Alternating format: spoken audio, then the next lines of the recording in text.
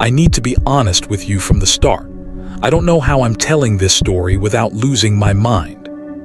3 winters, 3 encounters, 3 things that should not exist. And I'm starting to wonder if I'm the one that shouldn't exist either. My name is Ethan Marsh. For the past 3 years, I've been documenting strange events, not online, not for clout, but because I thought if I kept writing them down, if I kept telling the story over and over, I could convince myself they were real, that I wasn't cracking, that the things I saw actually happened. They happened. And if you're listening to this at night, don't turn around. Story 1. Blackridge Forest, Montana, February 2022. I'd gone to Blackridge Forest to clear my head. That winter had been brutal, not just the cold, but everything. My marriage had fallen apart 3 months prior. My therapist had suggested I spend time alone, surrounded by nature. Something about reconnecting with myself. I almost laughed when she said it. But I packed a bag anyway, drove 6 hours north into Montana, and found a trailhead that led deep into Blackridge Forest, a stretch of dense, ancient pine that swallowed sound like a mouth. The first night was beautiful. I set up my tent at dusk, a small clearing nestled between towering pines whose branches hung heavy with fresh snow. The silence wasn't empty, it was full of the soft hiss of snowfall, the occasional crack of a branch settling under weight, the whisper of wind threading through needles overhead. I built a fire, ate a simple meal, and sat watching the flames dance against the white curtain of falling snow. For the first time in months, I felt something close to peace. That peace lasted until I looked up. It was near midnight when I noticed him. I'd been lying in my sleeping bag, the fire reduced to glowing embers outside, when something pulled my gaze upward, not toward the sky, but toward the trees, toward the canopy far above me, where the pines knotted together into a dense, dark lattice. There was a boy sitting in one of them. He was perched impossibly high, at least 40 feet off the ground on a branch no thicker than my wrist. He sat perfectly still, his legs dangling, his hands resting on his knees. He was dressed in clothes that looked decades old, a wool coat, dark trousers, boots that were caked in dried mud despite the fresh snow covering everything else, and he was staring directly at me. I didn't move, I didn't breathe. The boy smiled. It wasn't a normal smile. It was too wide, stretching across his face in a way that seemed almost rehearsed, like something that had learned what smiling was supposed to look like, but had gotten the proportions wrong. His teeth were visible, white and even, and they caught the faint moonlight filtering through the clouds in a way that made them look almost luminous. I told myself it was a trick of the light, a shadow, my mind playing games after weeks of isolation and grief. Then he waved. A slow, deliberate wave, one hand lifting from his knee and drifting upward, fingers spread, palm open, casual, friendly, the way a neighbor might greet you across a fence. I scrambled out of my sleeping bag so fast I nearly tore through the fabric. My hands were shaking as I grabbed my flashlight and aimed it up into the canopy. The beam cut through the darkness and illuminated the branch where the boy had been sitting. It was empty. No, not empty, wrong. There were marks on the bark, deep gouges, as if something had been gripping it with tremendous force. Fresh gouges. The wood beneath was pale and raw, still weeping sap that hadn't yet frozen. I swept the beam across the entire canopy, scanning every branch, every shadow. Nothing. Then I heard it. Laughter. Not from above, from behind me. I spun around. The clearing was empty. My fire had gone out completely, not burned down, but extinguished, as if someone had smothered it with a single motion. The embers that had been glowing moments before were cold and dark and dusted with a thin layer of fresh snow. Snow that had not been there 30 seconds ago. The laughter came again, distant now, drifting from somewhere deeper in the forest, carried on the wind in fragments. It wasn't cruel laughter. It wasn't mocking. It was almost delighted. The sound of a child who had just seen something wonderful. I packed up my camp in the dark. I didn't bother with the tent. I just grabbed my pack and my keys and ran. I shouldn't have run. The trail back to my car was a 2-mile stretch of narrow path through dense forest. In the daylight, it was easy to follow. In the dark, with snow falling thick and my flashlight beam cutting a tunnel through the white, it became something else entirely. The trees pressed close on either side, their branches reaching overhead like fingers interlacing above my head.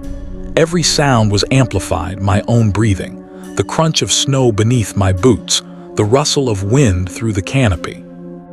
I was halfway to the trailhead when I saw him again. He was standing in the middle of the path. Not sitting this time, standing. His arms at his sides, his head tilted slightly to one right, that same impossibly wide smile fixed on his face. He was closer now, maybe 15 feet away, and I could see details I hadn't noticed before. His skin was pale, almost grayish, and his eyes were dark. Not just dark iris, dark entirely, as if the whites had been filled with ink. Those eyes were fixed on mine, with an intensity that made my legs lock. "Hello," he said. His voice was wrong. It was layered, as if 2 or 3 voices were speaking in near-perfect unison, slightly out of phase with each other, creating a harmonic that vibrated in my chest.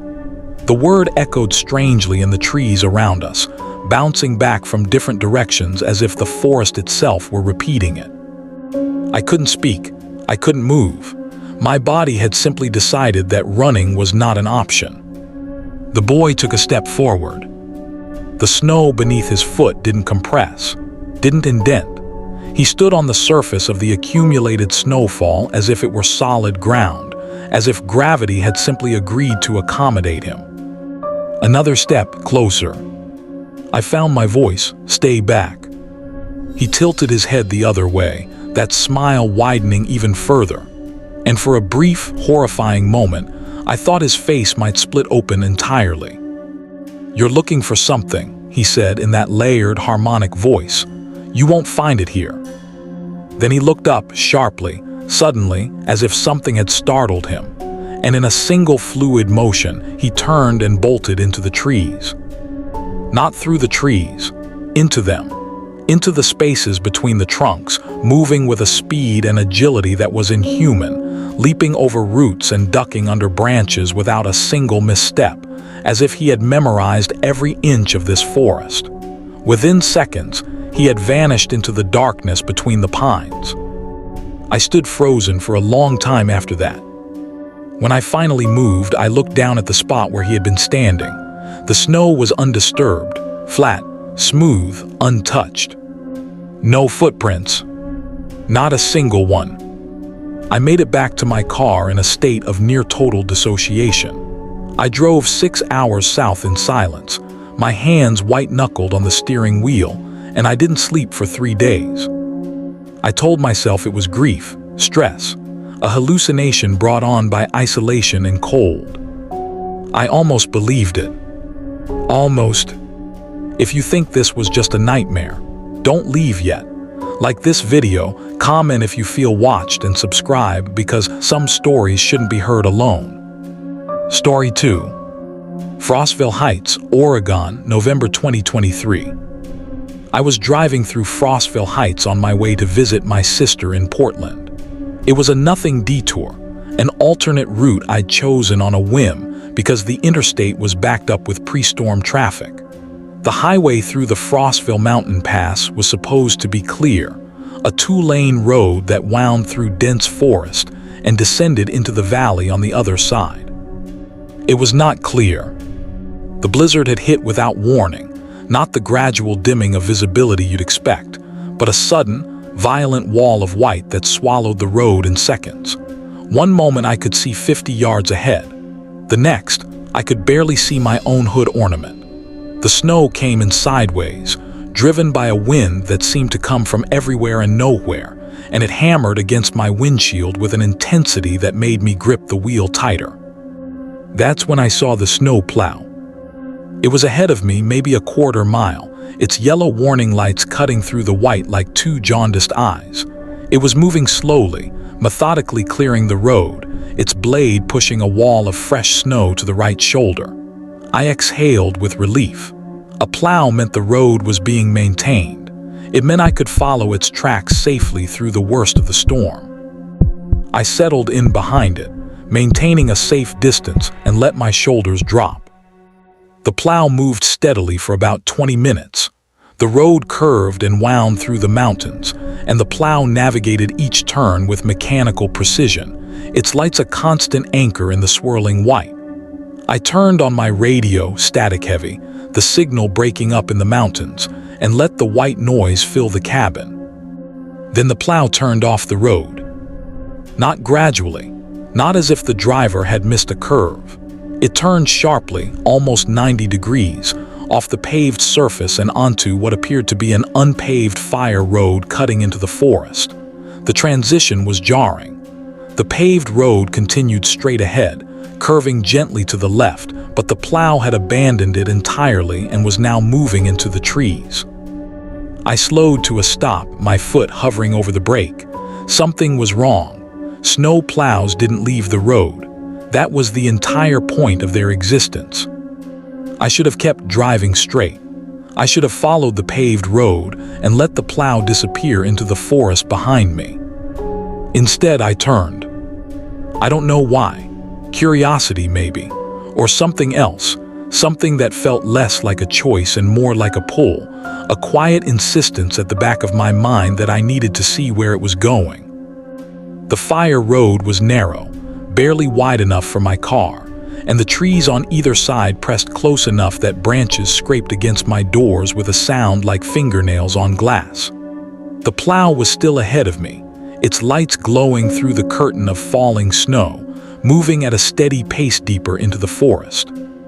And then I noticed something that made my blood go cold. Behind the plow, where its tracks should have been, the snow was undisturbed. I leaned forward, squinting through the windshield. My headlights illuminated the road behind the plow clearly enough. The snow was smooth, untouched, a perfect, unbroken sheet of white as if nothing had passed over it. No tire tracks, no blade marks, nothing. The plow was leaving no trace of its passage. I hit the brakes. My car skidded slightly on the loose surface and came to a stop. Ahead of me, the plow continued moving, unhurried, its lights drifting further into the dark trees. I turned off my engine and sat in sudden silence, the kind of silence that isn't really silence at all, but a dense, oppressive absence of sound that feels heavier than noise. My radio crackled. I hadn't turned it off. The static surged and swelled, and beneath it, underneath the white noise, I heard something. A voice. It was faint, barely there, but it was unmistakable, a whisper threading through the static like a needle through fabric, repeating a single phrase over and over in a tone that was almost conversational, almost calm. "You won't find it here." I grabbed for the dial and twisted it off. The static cut out. The silence rushed back in, thick and suffocating. Ahead of me, the plow had stopped. It sat in the middle of the fire road, its engine running. I could hear the low thrum of it through my windshield, its warning lights still pulsing, but it wasn't moving. I waited 1 minute, 2. The plow didn't move. Against every instinct screaming at me to turn around and drive, I opened my door and stepped out. The cold hit me like a wall. The air was so frigid it burned my lungs with every breath, and the snow fell thick and silent around me, muffling everything.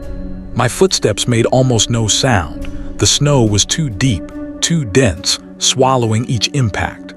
I walked toward the plow with my flashlight in one hand and my phone in the other, the screen casting a pale blue glow against the white.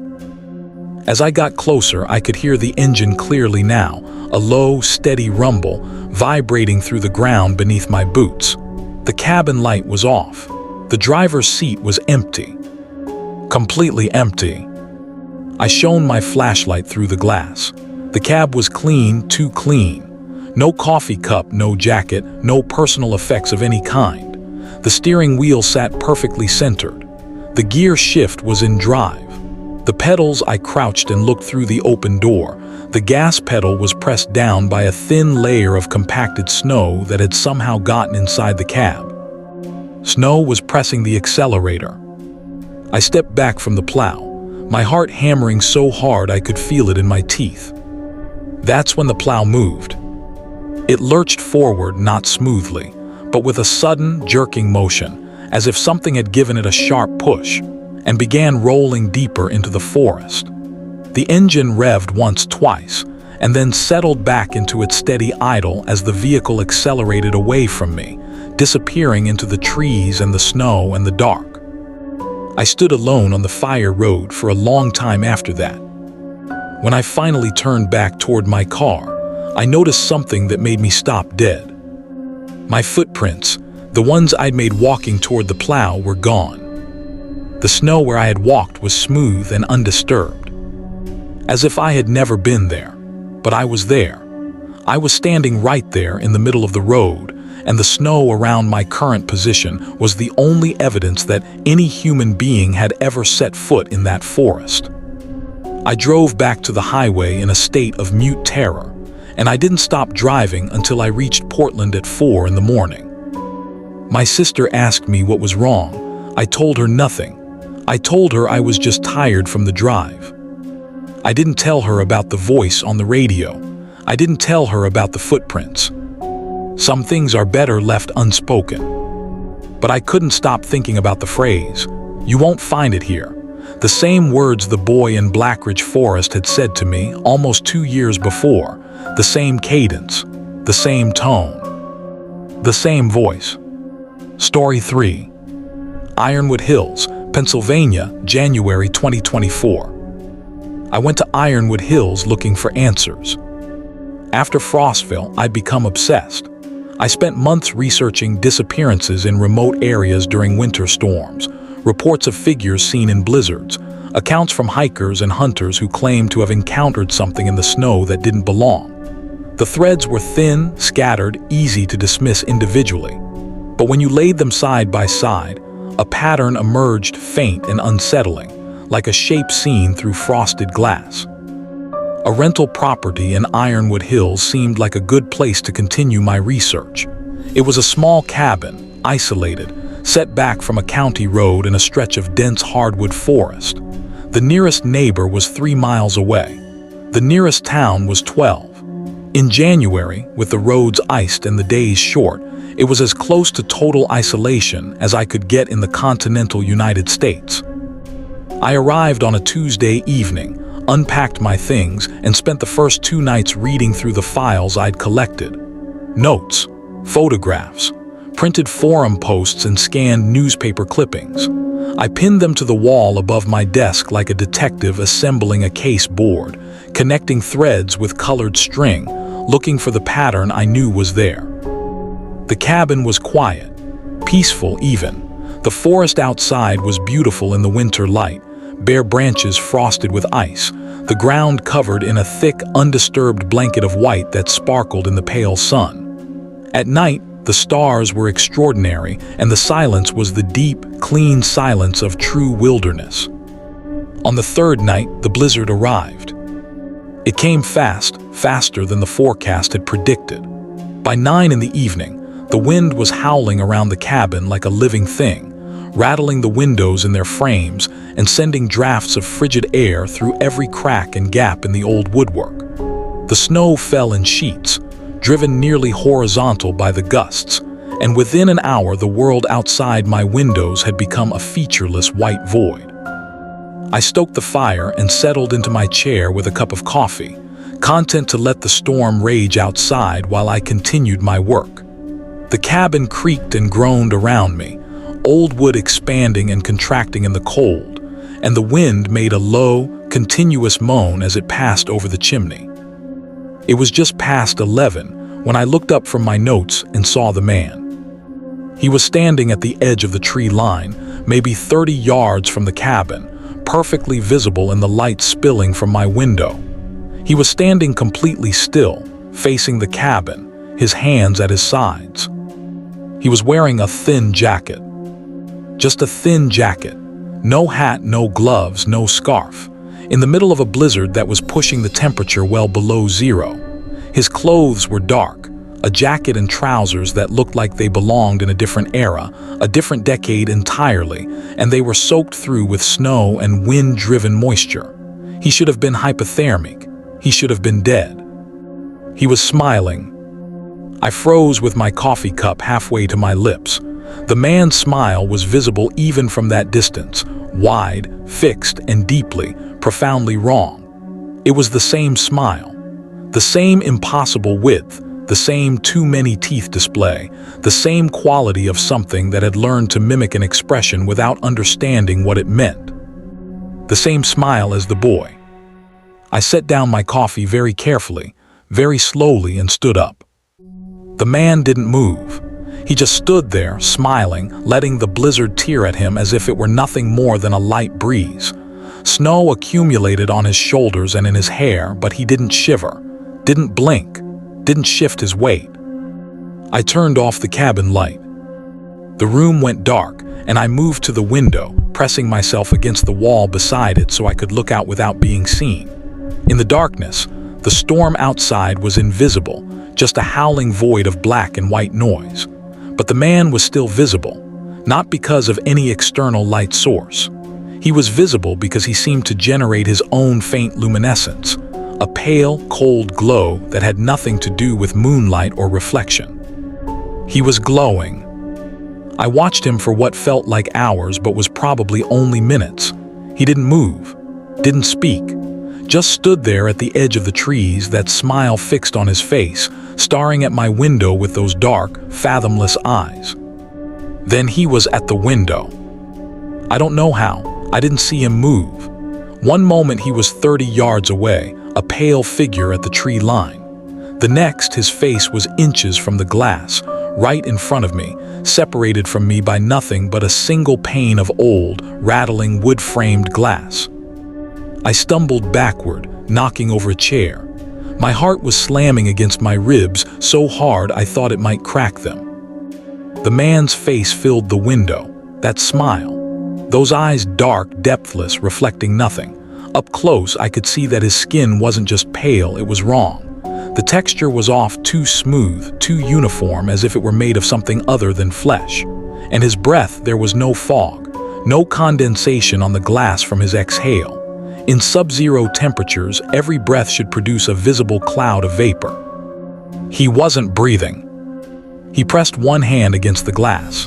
Slowly, deliberately, his fingers spread and I could see the nails, too long, slightly curved, darkened at the tips. The glass groaned under the pressure. And then he spoke. Not through the glass, not through the air. The words appeared in my mind, dropped into my consciousness like stones into still water, sending ripples through everything I thought I knew. You won't find it here, Ethan. My name, he knew my name. The glass cracked.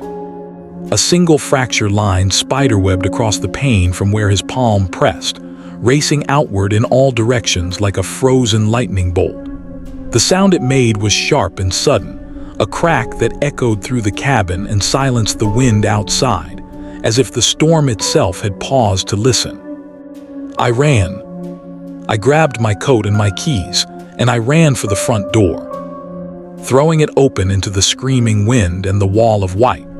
The cold hit me like a physical force, stealing the breath from my lungs before I could take a full inhale. Snow blinded me instantly. I couldn't see more than a few feet in any direction. I stumbled toward where I knew my car was parked, my hands outstretched, feeling for the familiar shape of the door handle. I found it, opened it, threw myself inside. And in the rearview mirror, illuminated by the brief flash of my interior light before I slammed the door shut, I saw him. He was standing right behind the car. Smiling, I started the engine, threw it into reverse, and drove blindly into the storm. I didn't look in the mirror again. I made it to the nearest town, a small, half-dead place called Milford, at close to 2 in the morning. I checked into a motel, locked the door, and sat on the edge of the bed with every light in the room blazing. I didn't sleep. It took me 3 more days to process what had happened.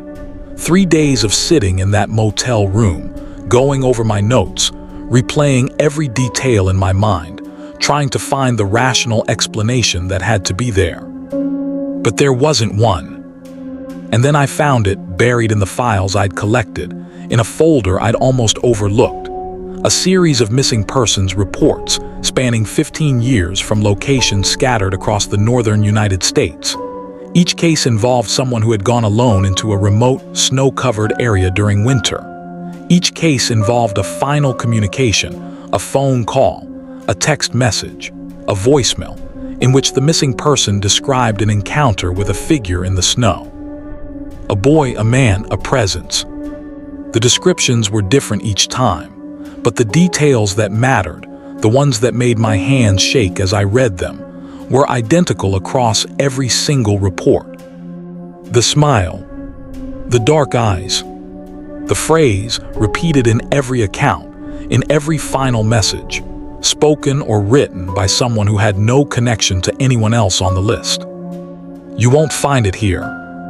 And then at the very bottom of the last file, a scanned photograph, grainy and old, pulled from a case file dated 1987. I found something that broke something inside me. It was a photograph of a man who had gone missing in a snowstorm in northern Wisconsin. The photograph was taken from a distance, slightly blurred, showing the man standing at the edge of a frozen lake, looking back over his shoulder at the camera. He was smiling.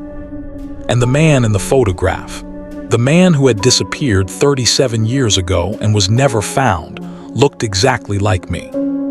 Not similar, not a passing resemblance. Exactly like me. I stared at that photograph for a long time. I turned it over. On the back, in faded pencil, someone had written a name and a date. The name was Ethan Marsh.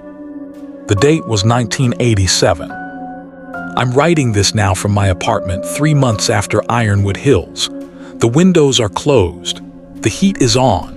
It is spring, and the snow has melted, and the world outside is green and warm and ordinary.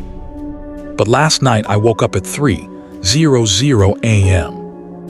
I don't know what woke me. The apartment was silent, completely, oppressively silent, the way it only gets in the deepest part of the night. I lay in bed, staring at the ceiling, listening to nothing. Then I felt it. A presence, not in the room, not outside. Somewhere else, somewhere adjacent to this space, pressing against the boundary between here and wherever it existed, testing the edges. I got up and walked to the window. The street below was empty, still, covered impossibly, inexplicably, in a thin layer of fresh white snow. It hadn't snowed here in weeks. And there, on the sidewalk directly below my window, were footprints. 2 sets of footprints, leading toward my building and stopping at the front door. One set was mine. I recognized the tread pattern of my boots. I'd worn them that evening hours before. The other set was smaller, a child's footprints. Bare feet, no shoes, pressed deep into the snow as if the weight behind them was enormous. They led up to my door. They did not lead away. I looked down at the footprints for a long time. Then I looked up at the sky, at the darkness, at the vast and indifferent nothing above me. And somewhere far away, carried on a wind that shouldn't have been blowing, I heard it one last time. Laughter. If you've ever walked alone in the snow, check your footprints tonight. Subscribe, like, and comment before the snow starts falling again. Some footsteps don't belong to the living.